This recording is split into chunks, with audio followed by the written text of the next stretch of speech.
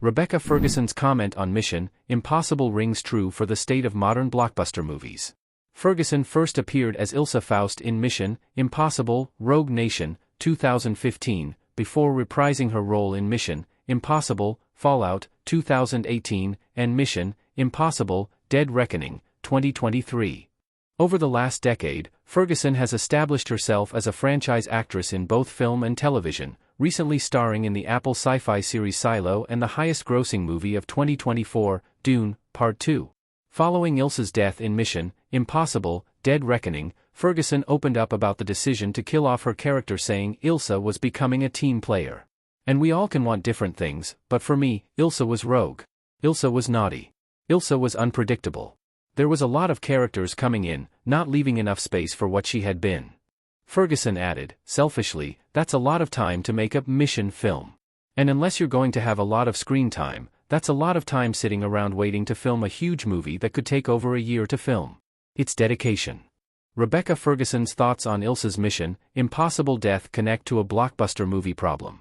Expanding a franchise's cast with A-list actors is not a guaranteed recipe for success. Ferguson's point that Ilsa was becoming a team player highlights a key concern with the direction of the Mission Impossible franchise, and by extension other major franchises as well. Ferguson's Ilsa was a driving force in both Rogue Nation and Fallout, but with all the additional characters brought in for Dead Reckoning, particularly Haley Atwell's Grace, Isla was becoming more of a team player, which was never really who she was. With all the new characters coming in, there's less time to focus on everyone, and a large part of the focus was taken away from Isla as a result.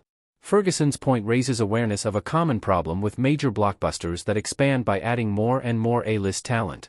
With each new installment going bigger with each sequel, that often means pushing the fan favorite and original characters to the sidelines.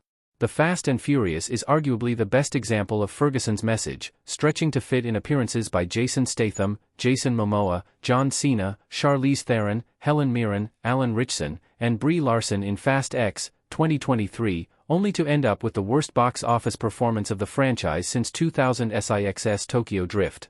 Ferguson's filmography has reached new heights in recent years following the success of Dune, Silo, and Dune, Part 2, in which she plays major lead characters in all of them. It makes sense to kill off Ferguson's character in the Mission Impossible franchise if her role was not going to expand alongside the explosive growth of her career.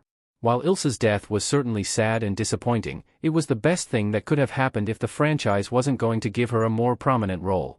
More importantly, Ferguson's Mission Impossible exit opens her schedule for other projects, such as the 2025 sci-fi film Mercy with Chris Pratt.